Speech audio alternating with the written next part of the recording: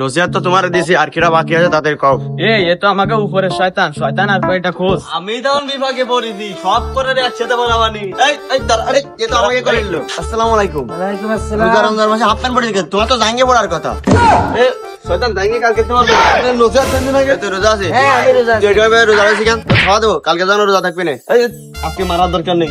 এই কালকে তো রোজা ছিল, শয়তান দেখো তাই চোখ মুখ শুয়ে গেছে, সামনে রোজা থাকতেছে রোজা। সৈনিসে কালিও পড়ে গেছে, চোখ গর্তের মধ্যে চলে গেছে। রোজার মাসে তরকারি আছে, আসেন আসেন, জাল পেঁয়াজ রসুন সবকিছু আছে, আসেন আসেন, যে যে নেবেন নিয়ে যান, আসেন আসেন আসেন ভাই, আসেন আসেন, ভালো তরকারি আছে, নিয়ে যান নিয়ে যান। আসসালামু আলাইকুম। ওয়ালাইকুম আসসালাম। চাচা, দুই শয়তান বন্ধু নিয়ে আইতে আপনার সাথে সাক্ষাৎ করবে, জরুরি সাক্ষাৎ। চাচা, রোজার আগে আলু কত করে বেচতেন? 20 টাকা করে বাবা, এখন কত করে বেচেন? এখন 50 টাকা কেজি। ওরে কাকা, তুমি আমার লোক, তুমি তো আমার লোক। তোর কথা শুনে আমার মন পড়ে গেছে। কাকা, তুমি তো আমার লোক।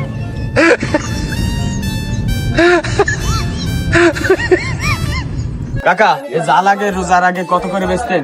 30 টাকা পোয়া। আর এখন কত করে আর বেচতেন? 80 টাকা পোয়া।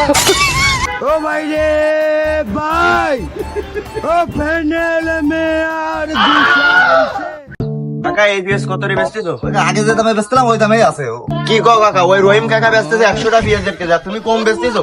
পুরো সাথে তো আমার লাভ আছে, আমি তো লস হচ্ছে না। তো ভালো বুদ্ধি দিলি, আমি তো কালকে থেকে আমি দাম বাড়াই দিবানি। এই সন্ধান না হয় বলছি, ডিজে মাসুদকে বাড়ির সামনে যে যাচ্ছে আমরা, আমি গেলি সমস্যা, আমাদের বিদায় দিবেন বুঝছো। আর ওদের দ্বারা একটু নতে ফুটা টুটা মেরে আসে, ঠিক আছে? তাহলে আমি গেলাম তাহলে, ঠিক আছে?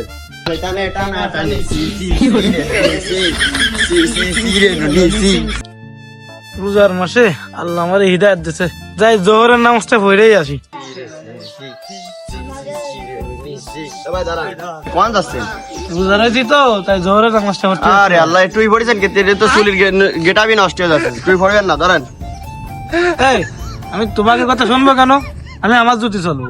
ভাই বুঝার চেষ্টা করো ভাই, তোমার এই যে তুমি যে নামাজ কালাম পড়তে আছো, এই যে চোখ তোমার সইয়ের দিকে তাকাই দিয়েছে, সইয়ের নিচে কালি পড়েছে, চোখ গর্তমত জ্বলে যায়। যে তুমি গমের তুইটা চলে যাও, এই যে এই জন্য দিয়েছো তোমার কালো হয়ে গেছে মুখ কারণ রোদের সময়। আর তোমার সইয়ের নিচে কালি পড়ে গেছে, ঠিক মতো খাওয়া দাওয়া রয়েছে, রোজা মোজা থাকার দরকার নেই।